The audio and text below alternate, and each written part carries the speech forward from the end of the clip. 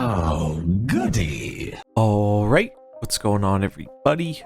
Zombies here again, and today we're back with another Marvel Snap video. So today we're taking a look at Black Knight. Gonna talk a little bit about this card, should you pick him up, and what decks he can be used in. So Black Knight is a 1-cost, 2-power that reads, after you discard a card, add the Ebony Blade to your hand with that card's power once per game. So how does this work? What is the Ebony Blade? Ebony Blade is a 4-cost, 0-power card that is going to gain the power of whatever card you discard first after putting Black Knight into play. So this is basically a conditional one-time trigger, and Black Knight does need to be in play on the field for it to happen, and it rewards you with a 4-drop that can potentially be really, really large. One question I'm sure a lot of people are going to have is, how does this work with Apocalypse? Apocalypse will get discarded first, then the increased power version that gets added to your hand will be the number that gets copied onto the Ebony Blade. Now, this card is dropping in Series 5. Do I recommend picking this up? No, probably not. There are two main reasons for that.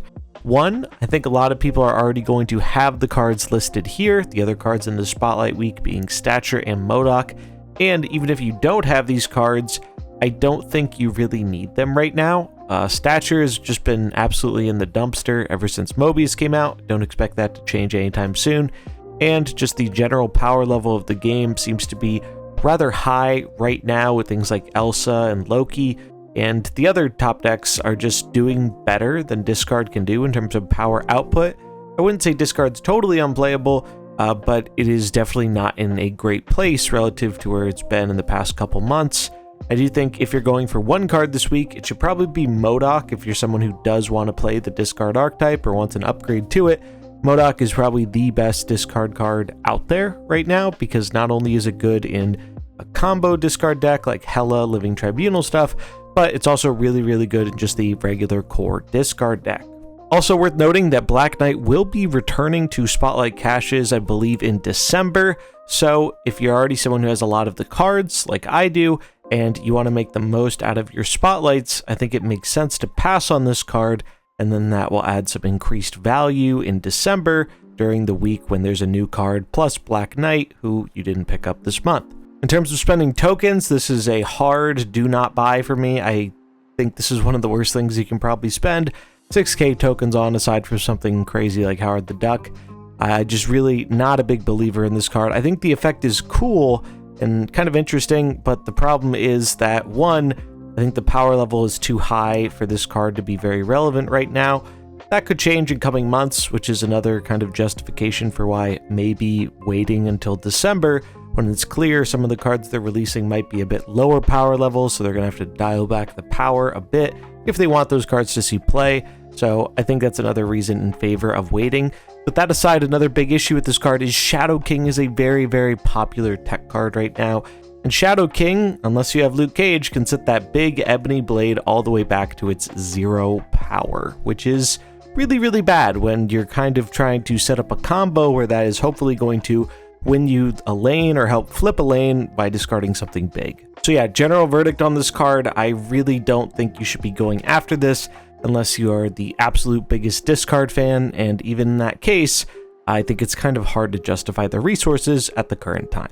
If you are someone who is interested in picking up this card though, let's take a look at the day one decks for you. As always, these will be linked in the description if you want to check out the decks or import them into the game. So first up, pretty standard discard list. This just runs all the generally good discard cards, a few payoffs with things like Wolverine, Swarm, Apocalypse being our big one, the addition of Dakin also gives us another cheap thing to discard to pump our Morbius, and gets fairly decently big himself, 3/8, not too bad. Black Knight just seems like a decent bonus addition to this deck. Dracula is generally going to be a stronger play on 4, but if we don't have Dracula, our options really don't exist in the 4-drop slot. We're usually just playing out 2 2s or maybe one of our 3-drops, so the 4-drop slot has been notably weak in this deck for a while. So if you can get Black Knight down on the first turn, you can discard a big thing on turn 3 with Lady Sif, then you can just tempo it out on turn 4, get a nice 4/12 from that Apocalypse, maybe even bigger if you happen to be lucky and discard Apocalypse early on with Blade as well, and tempo that out on turn 4, slam into Modok on 5, close it out with the Big Apoc on 6. That's kind of the dream case scenario for this. Swarm has gotten a bit weaker in this list. That said, I think it's still worth running. Obviously, Mobius makes it worse, but not too much you can do about that, unfortunately. But yeah, other than that, it's a pretty standard discard list. Some of these lists used to run Storm in that Dakin spot, as you could go Storm into Dracula or Storm into the Ebony Blade in this case, to hopefully close down a lane and then win the other lane with your Apocalypse. I think that's still a decent concept, but with how popular move cards are, especially Vision, it's not quite as strong as it used to be, so that's why I opted to include Dakin over Storm in this list. Next up, we have a kind of Zabu-focused combo list. So this is definitely more all-in and experimental, but I think if you're trying to make the most out of the Black Knight, this is a fun way to do it. So the idea with this is we have Zabu to reduce the cost of our powerful 4-drops in things like Dracula, Ghost Rider, and Shang-Chi. Black Cat, also a 4-drop. Technically, we're mainly having her there as just another outlet for the Black Knight discard, or just another thing we can bring back with our Ghost Rider if need be. We're trying to use Lady Sif or Blade to discard a big card here, mainly the Infinite is what we're going for, and then using Black Knight to get a 420 into play early on. Worst case scenario though, we can use Sif in combination with Ghost Rider to discard our Chavez on the final turn and then bring it back.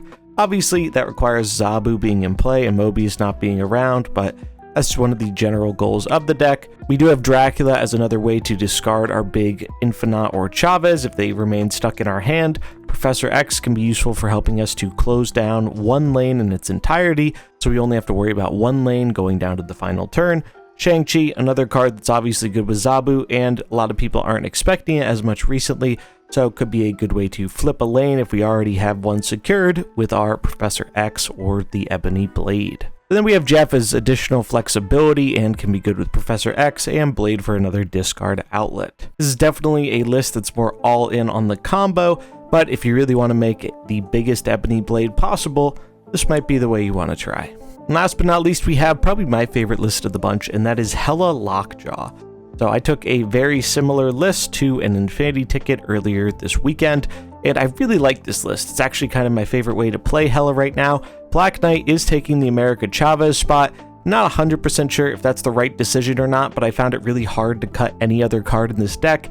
And while cutting Chavez does decrease a bit on your consistency in the early game and high roll from Jubilee, it does also enable you to have one extra draw on the final turn when you need to top deck that Hela, so I figured it was at least a trade-off worth considering. Black Knight also decent here because if you find yourself in a situation where you don't really have time to get down the Ebony Blade and use the Black Knight for that function, it's also just a cheap thing you can throw into your Lockjaw on the later turns of the game.